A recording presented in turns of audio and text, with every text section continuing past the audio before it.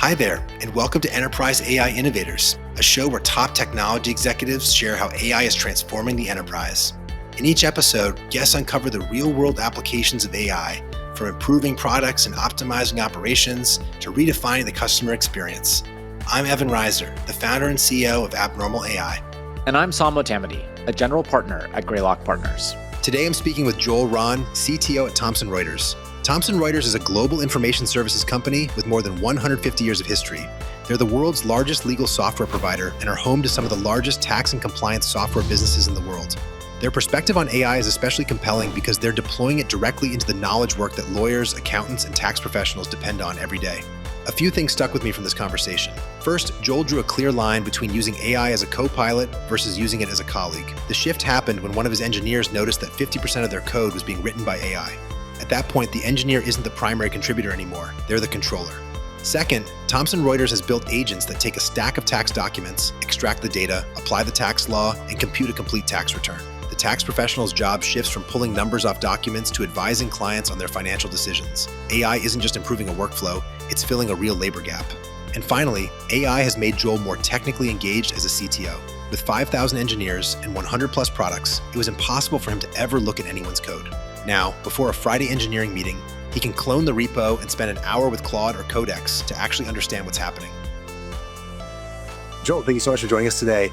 Maybe to kick us off, do you mind sharing a little bit about kind of your background, how you got to where you are today, and your current role at Thomson Reuters? So I've been at Thomson Reuters for about 4 years now. I've been in this role as CTO for just over a year. Early in my career, I actually didn't start out in software. I started out in mechanical engineering. I was actually working on simulators and sonar systems, and I worked in the energy industry for a while.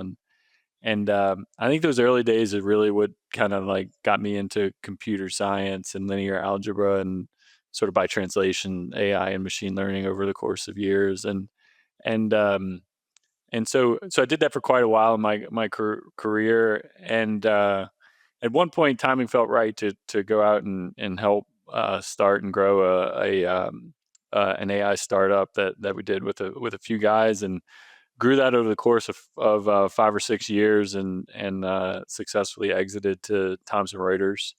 And that was about 4 years ago. And so, when I joined the company, it was a really interesting time. Obviously the first days were really focused on taking what was a small company of maybe like 80 or 90 people, and really integrating it into the fabric of the larger enterprise. But like, it was a really interesting moment about 9 months after I joined, and OpenAI released ChatGPT. And for a company like Thomson Reuters that works in law and tax, it was like quite and as it was for every company, regardless of industry, quite an abrupt moment of like, okay, what just happened? What does this mean for me? How do I need to reflect and adapt like our strategy top to bottom? And having just been acquired not so long ago, and having quite a lot of experience in the applied AI space, I found myself kind of front and center in that conversation of trying to help shape our strategy, and the early days of how we adapted to those changes. And so that was really phenomenally like interesting time, and I think it's really just kind of grown and blossomed since then, and it's been fun to really operate at that scale. Probably no one really fully appreciates the full scope and scale of operations. Do you mind sharing a little bit more there, just so people have a bit more context about kind of you and the organization?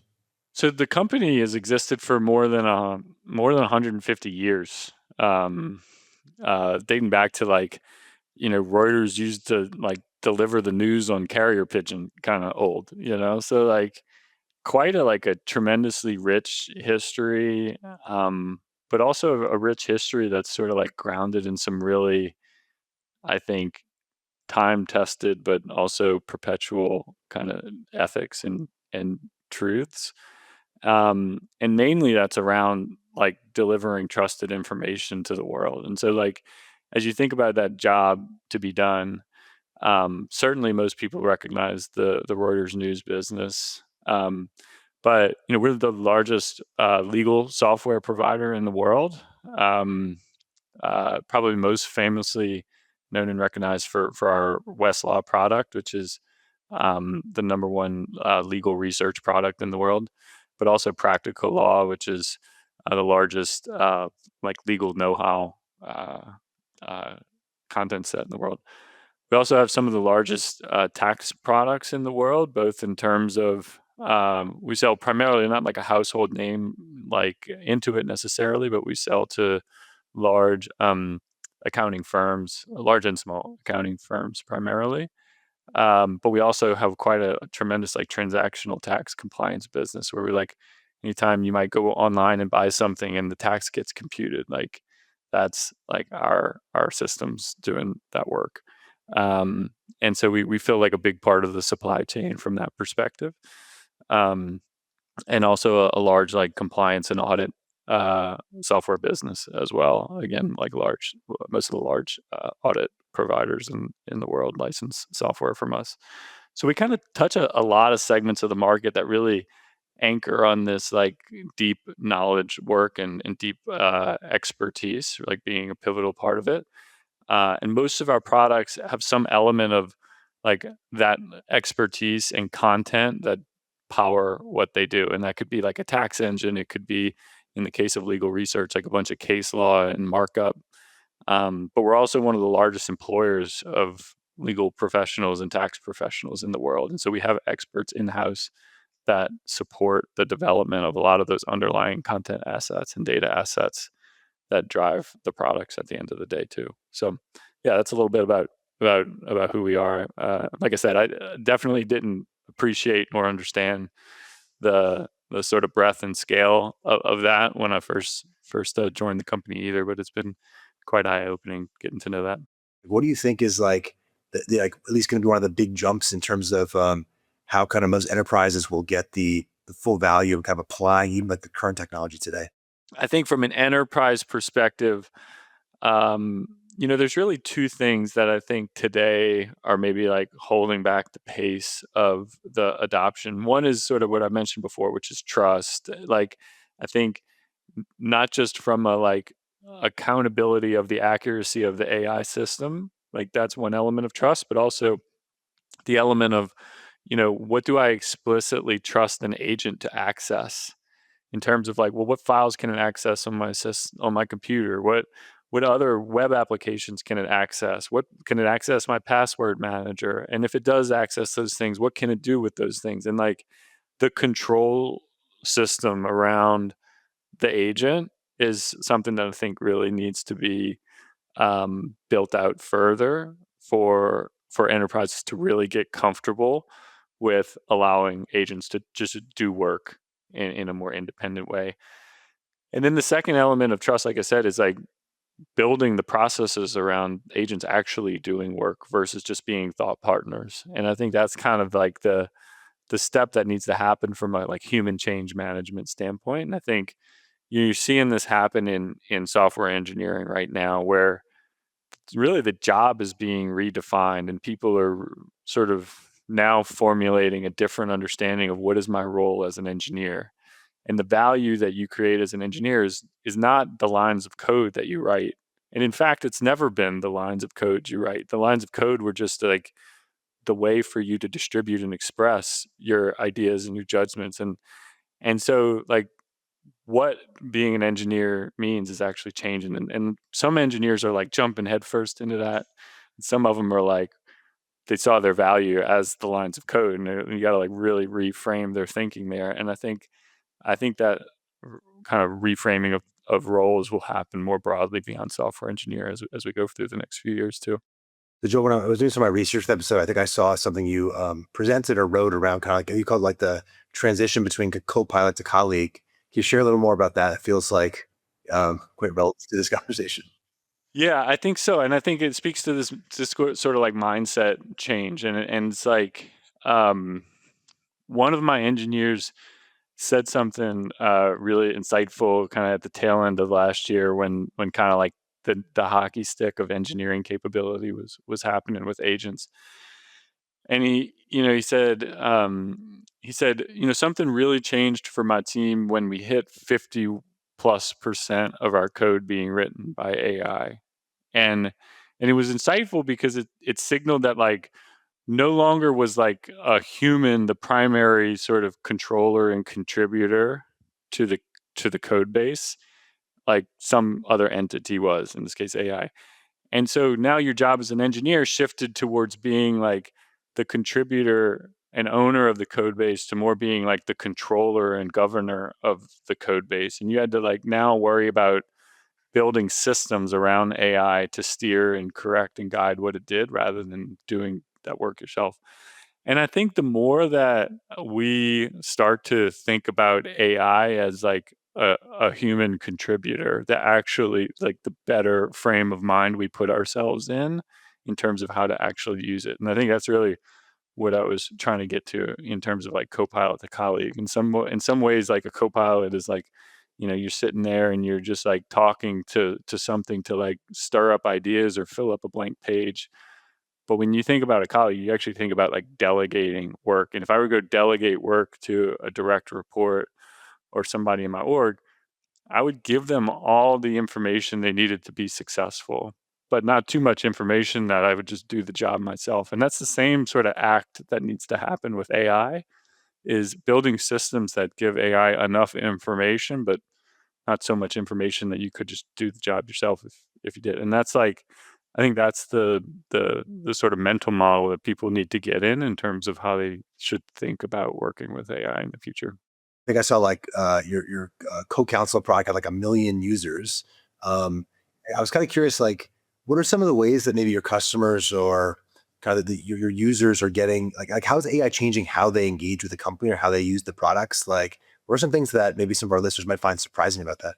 Yeah, that's interesting. So you're right. A million users of CoCounsel today, and and we see really like strong adoption. I think a lot of people have looked, particularly at the legal industry, for a lot of years as kind of this laggard industry that was slow to adopt technology. And I'll say like from day one of kind of ChatGPT starting to shape the changes in technology, the legal industry has been sort of like uh, eager and ready to go in terms of trying new technology. And there's been a lot of like really, I think, eager adoption by the legal industry, but also at the same time, like a lot of hesitation. And you see a lot in the news about, you know, um, various sort of challenges in terms of being wrong in the legal industry, particularly when using AI and the risks of doing that. So there's a lot of apprehension at the same time, but also a lot of recognition that, look, we need to lean in here because it's really going to reshape how we do work. So I think that's been really good. Like our customers have been really great partners in terms of how we build.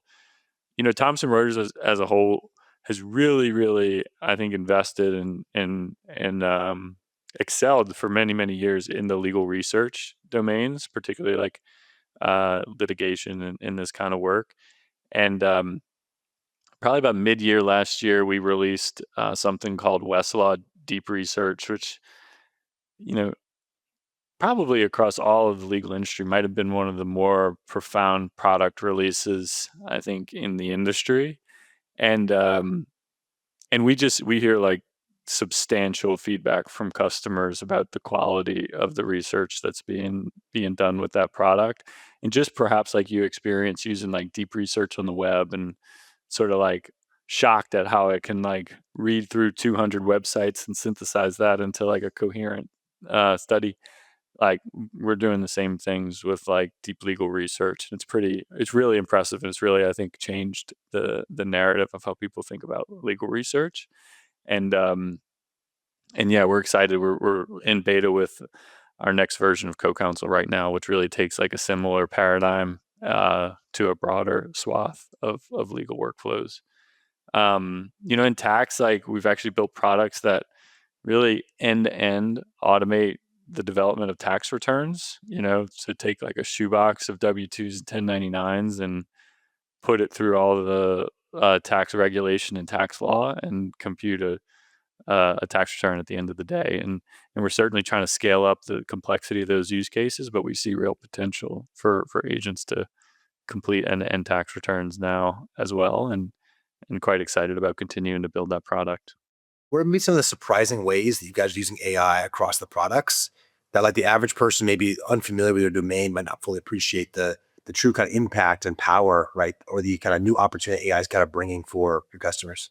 Let me give you perhaps maybe a couple things that would stand out. So like, as as a as an individual in the United States, you have to file tax returns every year, and for many people, you might have a CPA that does that return, and like what your CPA would normally do is they would go send you, probably, if you're anything like me, like 30 emails to try to get you to give them all the documents that they might need, like the W-2s or your 1099s or whatever.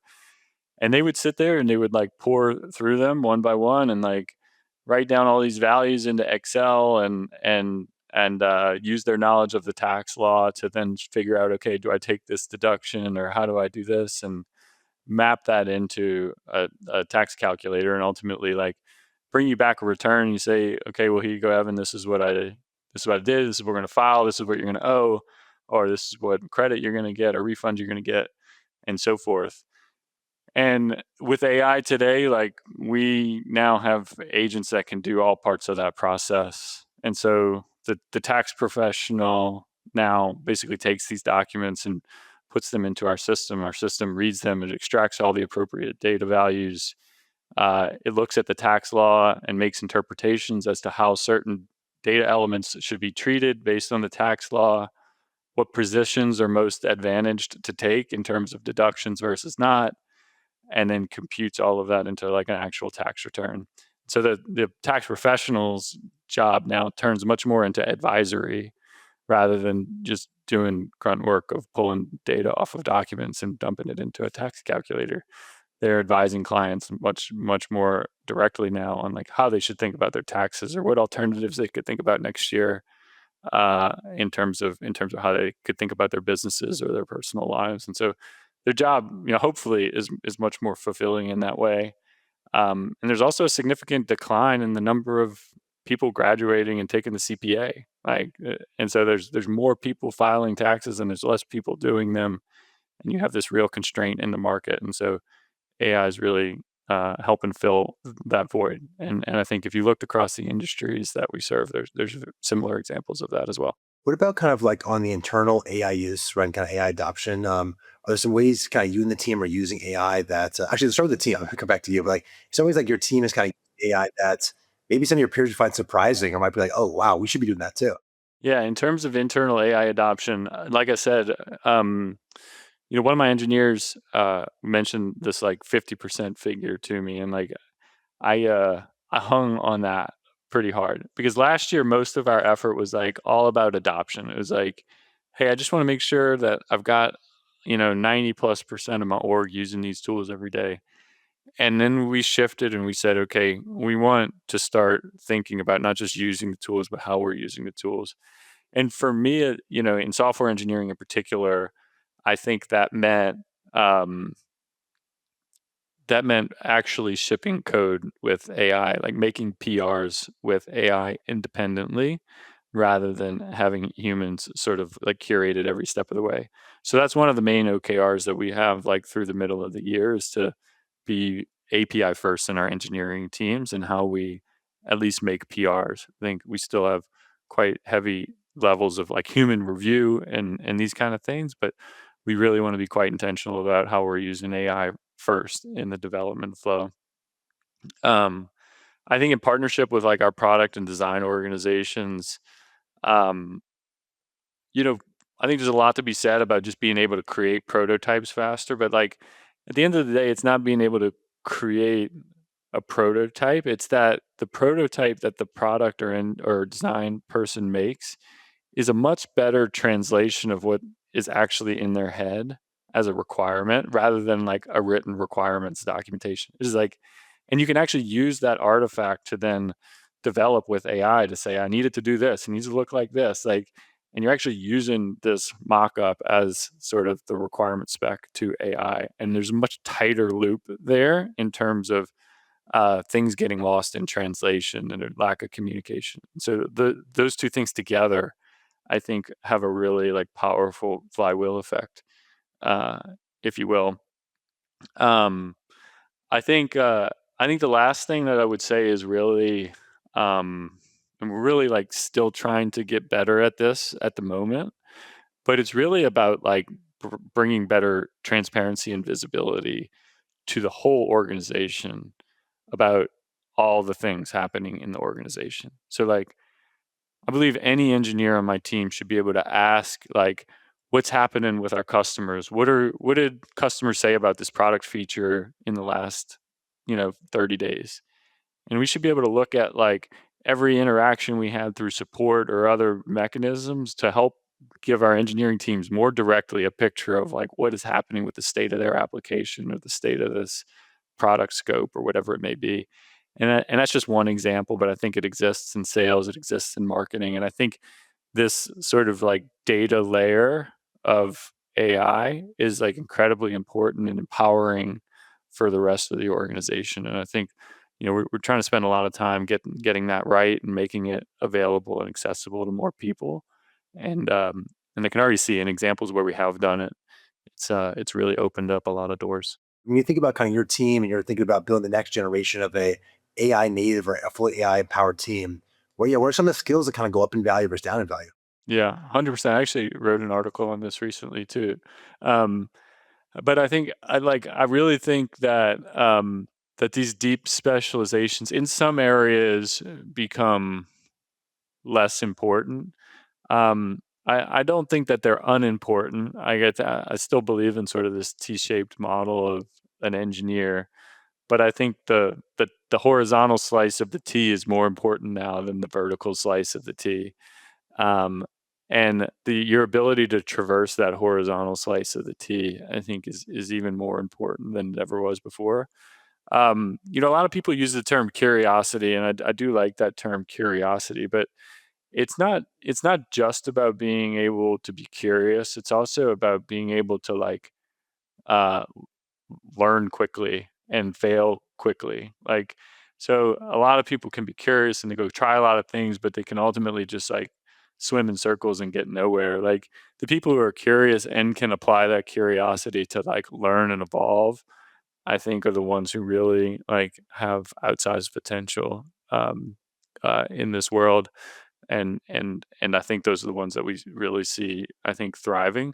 I think they're also the ones who like, just personally don't see themselves in a box. Like I told you, my academic career was a mechanical engineer. I had no business working in software engineer, but I don't know. I just always identified myself as an engineer, and an engineer's job is to solve problems. And like, I don't care what like mechanism I'm using to solve that problem. I'm going to go try to solve it.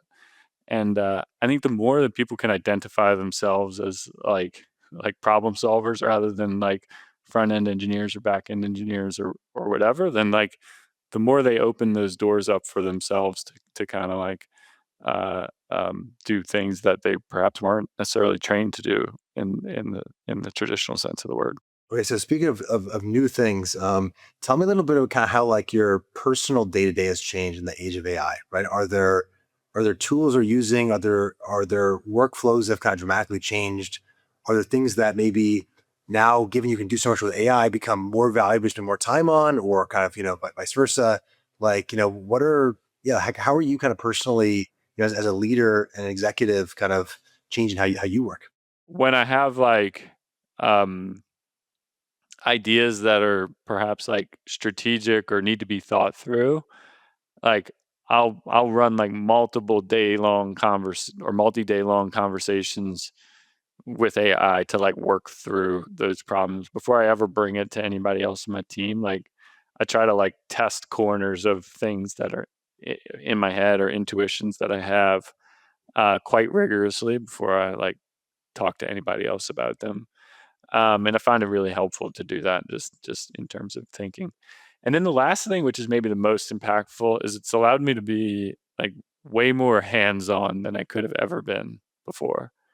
And what I mean by that is like, there's 5,000 engineers in my organization. Like it was impossible for me to ever like look at a line of code of any of the people that what they were doing. And it's 100 plus products. It's like, but now like I can, if I've got a meeting with a team coming up on Friday and we're talking about a product, like can literally go clone the repo and spend an hour like with Claude or with Codex, like talking about the code and what's happening and what happened recently, and get grounded in what's going on from a technical perspective, and be a lot more useful in that conversation versus just coming in and like talking about the niceties of how the project's going.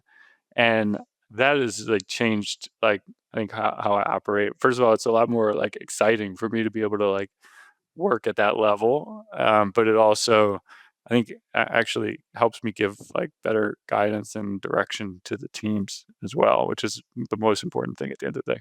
At the end of the show, I like do a bit of a lightning round where I basically try to get like your one tweet version to maybe some questions that are a little hard to answer in one tweet. So, how do you think companies should measure success of a CTO in kind of the age of AI? I think companies should measure success of a CTO based on um, velocity and impact right now.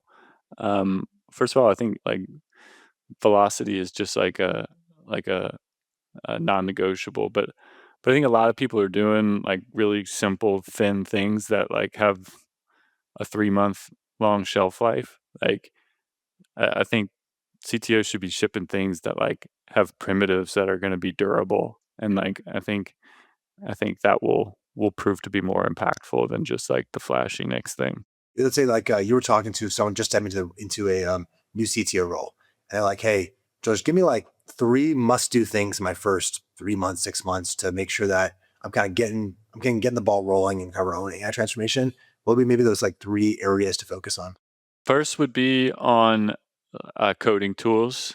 I would say like pick a coding tool and get to more than 50% of your code being shipped by AI. That'd be the first thing. The second would be talent.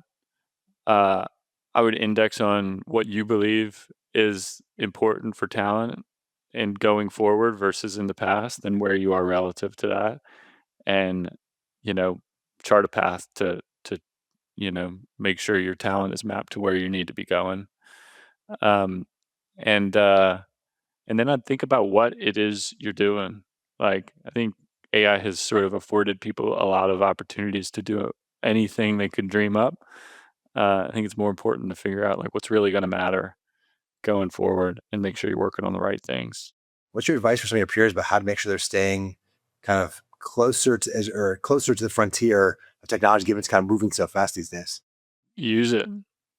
I mean, that's it. Like, it just every day, just use it, and like when you see a press release drop on Twitter or something like that, like go see what it's all about. Like I at least for me, that's how I learn. I just go use it. That resonates to me. I have to like play around with it, right, to really understand. Okay, so maybe here's the personal side. Like, what's a book you've read that's had a big impact on you? I'd love to hear why. It doesn't have to be work related. I've given this answer before, but I'd say Thinking Fast and Slow by Daniel Kahneman. Um, Probably the most impactful book I've ever read because, well, first of all, I like social psychology, but it also like really helped me understand um, how to work with others, like how to like not just operate and communicate from my perspective and with my bias, but also to like perceive how others might come to this conversation with their perspective, with their bias, and like kind of adapt myself to the situation to ultimately like either sell my idea or get alignment or whatever it is I need to do. Like, it helps me like move faster by having that, I think, social awareness, if you will, as well as personal awareness, because I have my own biases and things like this. And I think that just like recognition, and also he presents it in like an exceptionally data driven way, I think has just really like shaped how I think about like interaction in general. The last question was my favorite one. What do you think will be true about the future of AI's impact on the world that most people consider science fiction today? I would believe that AI is going to go through a bubble. Uh, Even though I think it's going to be hugely impactful in the long run, I think as hugely beneficial as I find it to myself today, I think like the economic models of how this actually scales aren't quite like really I think really like proven yet. And I think there's a lot of really like high leveraged investment sort of betting on it, and it feels like quite aggressive from that perspective. And so I think kind of like all things, I think there's going to be some short term bumps in the road as we kind of like figure out how the model of that works. But I think like the end state of it will be as impactful as people project it will be. Well, Joel, I got 100 more questions for our version 2 of this episode, but I really appreciate you taking time to join us. Thank you so much. Yeah, thanks for having me, Evan. Nice to be here. That was Joel Hron, CTO at Thomson Reuters. Thanks for listening to Enterprise AI Innovators. I'm Sam Motamedi, a general partner at Greylock Partners. And I'm Evan Reiser, the founder and CEO of Abnormal AI. Please be sure to subscribe so you never miss an episode. Learn more about enterprise AI transformation at enterprisesoftware.blog. This show is produced by Abnormal Studios. We'll see you next time.